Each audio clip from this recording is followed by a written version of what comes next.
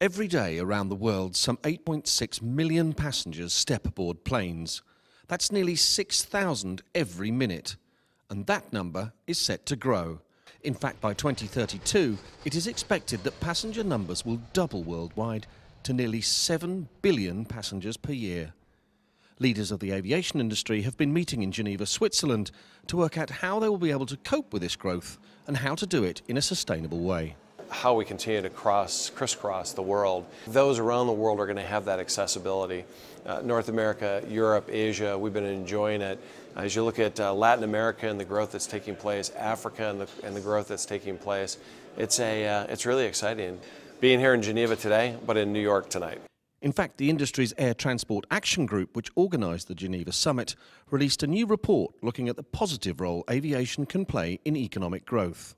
The report looks a lot into the economic benefits of the aviation industry, but I think that only tells half the picture, and what we also like to focus on are the social benefits that derive from the aviation industry. And on a very base level, what we're talking about is the ability of an industry to make the planet a smaller place, to bring friends and family together. The industry urged governments to support efforts to build on the growth potential of travel and tourism.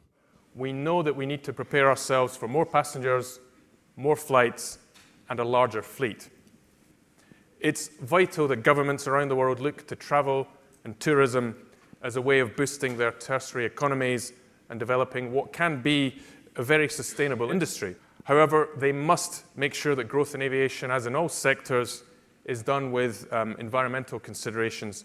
But clearly high on the agenda was the issue of environmental responsibility. There's a big challenge for governments to follow up the ICAO resolution and actually deliver a global market-based measures scheme.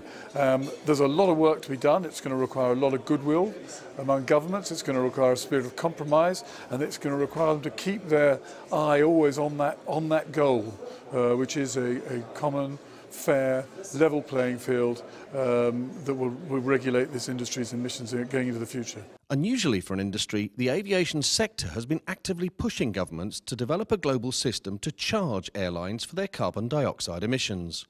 I would say it's very forward-looking and very smart of the international civil aviation industry to be saying to governments, we recognize that our license to grow in the future depends on our ability to cut our carbon pollution. And to say to governments, we have thoughts on how we would like to be regulated in ways that are smart and responsive to the needs of our industry. Here are our ideas. The Geneva Summit gave industry representatives a chance to show off the many projects that are being undertaken around the world to reduce emissions from aviation. We believe that sustainable biofuels have a critical role to play in delivering the industry's environmental sustainability.